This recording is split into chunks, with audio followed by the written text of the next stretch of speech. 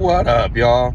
So, I just read a report. I guess CP3 is going to be getting waived from the Suns, and there is always a possibility they might re-sign him for a cheaper term where he's not so expensive.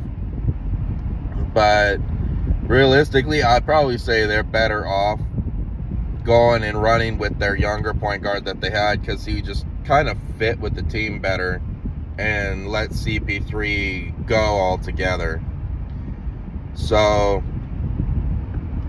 I would probably say I think the best fits where CP3 could probably fit in, even though he's getting older, or well, he's pretty much on his last legs now, and unfortunately he's always injured. So a lot of these teams would be like grain of salt and probably really shouldn't rely on him by the end of the year. But one team I heard that people were saying that should have interest in him is the Clippers.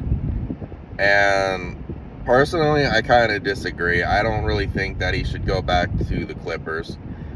I just don't see him ending the rest of his years not competing at all. And that team's already injury prone to high hell. Adding in another injury prone person to me just kind of feels like a waste of time.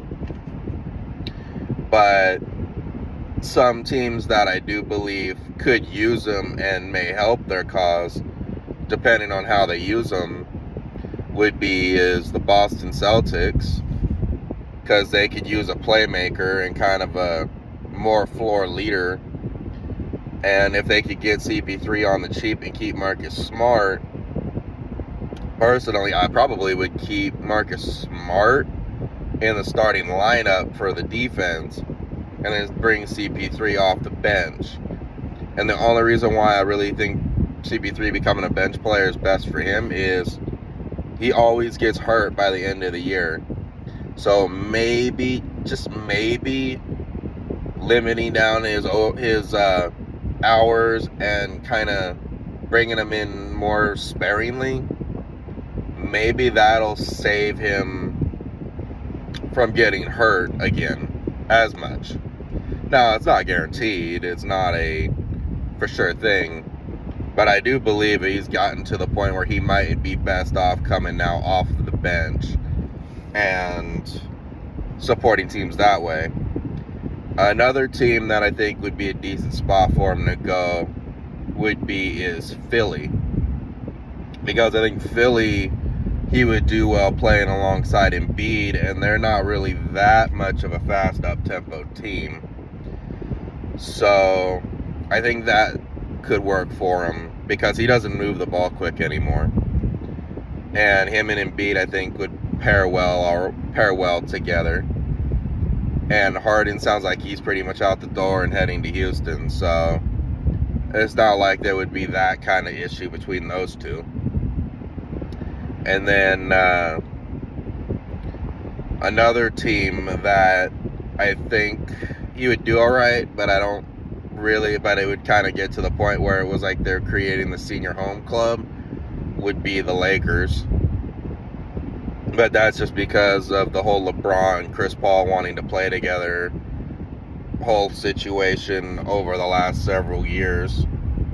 This would be his chance, but again, it would be almost like the old man's club. I don't think they would actually get very far with them on that, because AD is already injury prone, and there's questions whether he's going to be coming back in the next year or two. LeBron's a question mark of when Father Time is officially going to take him and his skills out, where he's just not going to be able to do what he does anymore.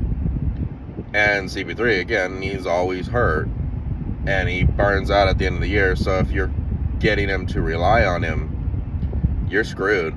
So again, he'd be better off coming off the bench behind Austin Reeves. But that's if he's willing to come off the bench. And I don't know if he is or not.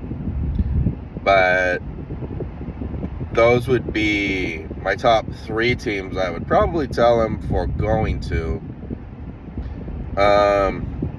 trying to think of any team that could like really be a wild card that he could do well with.